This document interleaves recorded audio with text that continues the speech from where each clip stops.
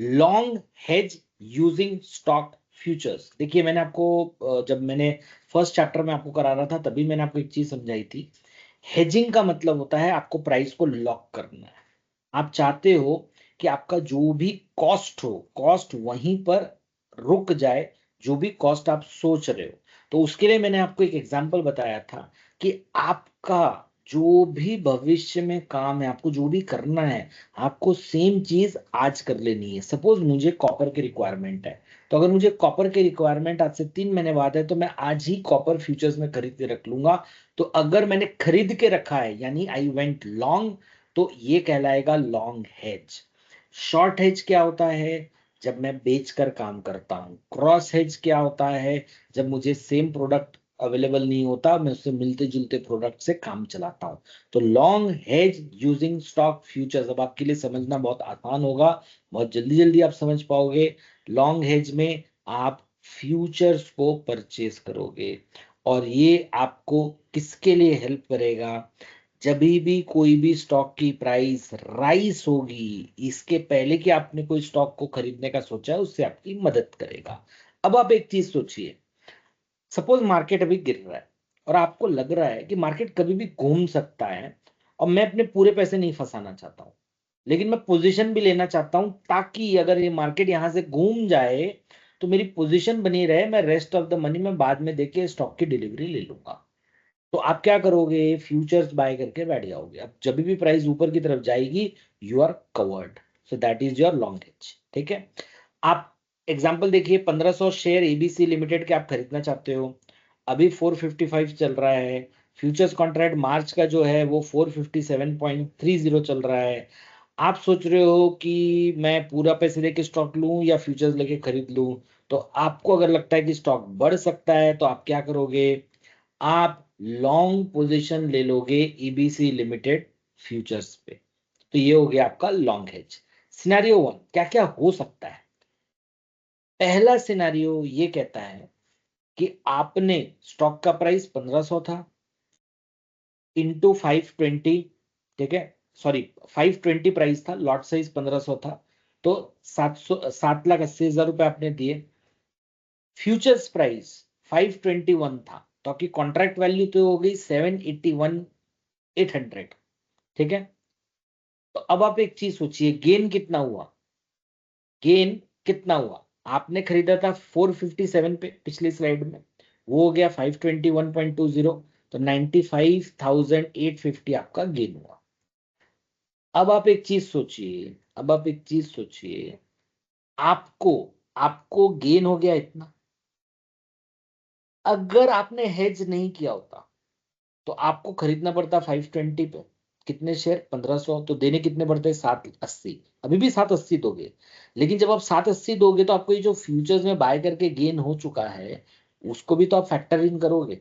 तो जब आप इसे कैलकुलेट करोगे तो आपका नेट आउटफ्लो 780 नहीं हुआ, 684,150 हुआ। कितने शेयर के लिए हुआ? 1500 शेयर के लिए हुआ। तो आपको प्राइस कितनी पड़ गई? 456.10। तो आप खरीद 520 में रहे हो, लेकिन आपकी कॉस्टिंग कितनी पड़ रही है? 456। क्योंकि जो काम आपको भविष्य में करना था उसके पहले ही आप करके बैठे हो। आप शेयर बाय करना चाहते थे, आप अभी करके बैठे हो। ठीक है। अब आप ध्यान देना, ये तो था जब प्राइस बढ़ गया, जब प्राइस गिरेगा तब क्या होगा? सिनारियो टू, आपने 457 रुपए 30 पैसे में खरीदा था। अब प्राइस बढ़ना जरूरी थोड़ी है, नीचे गिर गया, 390 हो गया। तो आपका प्लान्ड 1500 क्वांटिटी था, तो आपको अगर आज लेते 390 इंटू 1500, आपको आउटगो होता 585, 5,85,000। अब क्या हुआ? क्योंकि फ्यूचर्स प्राइस आ चुकी है 391.10, वो आ चुकी है 586,650 पे। ठीक है। तो जो लॉस लग रहा है आपको, कितने पे लग रहा है? आपने लिया 457.30 पे, आ गया 391.10, यानी 99,300, 1 लाख रुपए का आपका लॉस है। ठीक है। अब कॉस्ट ऑफ शेयर, आपको 585 तो देना ही है जो आप खरीद रहे हो, साथ में लॉस भी तो दे रहे हो।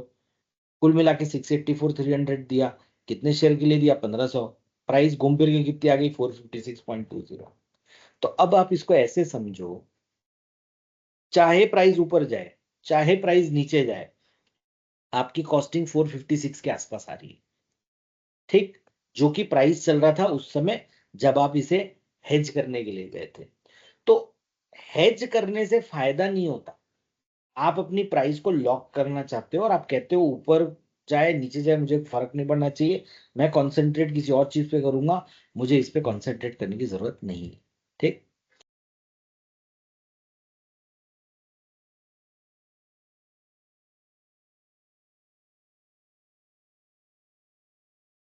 इसके बाद शॉर्ट हेज क्या होगा, उल्टा होगा। अगर आपको लगता है कि आपको कोई स्टॉक को बेचना है, ठीक है, आगे जाकर आप आज ही बेच दीजिए, ठीक है। कहाँ पे, फ्यूचर्स में। आपको लग रहा है कि आपके पास जो शेयर्स पड़े हैं, आप उसमें से 1200 शेयर बेचना चाहते हो, ठीक है। अब करंट स्टॉक प्राइस है 1690, फ्यूचर्स में कितना अवेलेबल है, 1706 रुपए में। अब आपको लग रहा है कि प्राइस नीचे गिरेगी, इससे इस रिस्क से आप बचना चाहते हो, तो भविष्य में आपका एक्शन है सेल, तो आज ही क्या कर दोगे, सेल। हेजिंग स्ट्रेटेजी होगी, आपने शॉर्ट पोजीशन ले ली 1706 में। अब आप एक चीज देखो, आज अगर आप बेचते, मतलब जो बेचोगे, अगर प्राइस 1440 है तो आपको 1200 शेयर में मिलेंगे 17,28,000।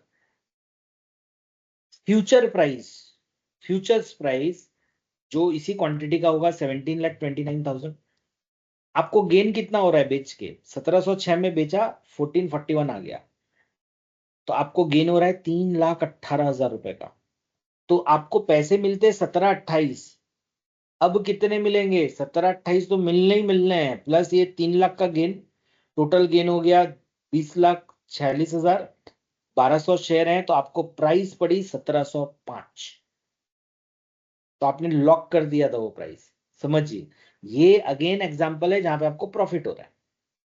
अब आप अगले एग्जांपल में हो, अगर ये प्राइस बढ़ जाए तब क्या होगा। तो अगर आप नहीं कुछ हेज करते तो आपको 21,60,000 मिलते।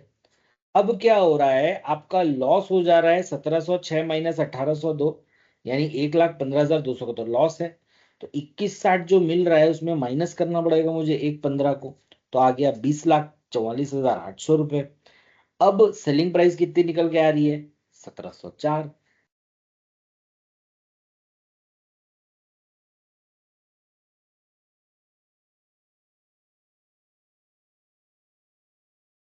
देखिए, चाहे प्राइस बढ़े चाहे घटे, आपको प्राइस ऑलमोस्ट 1704-5 के आसपास पड़ रही है। तो अब आपको इस चीज की चिंता करने की जरूरत नहीं है कि प्राइस ऊपर जाएगी कि नीचे जाएगी।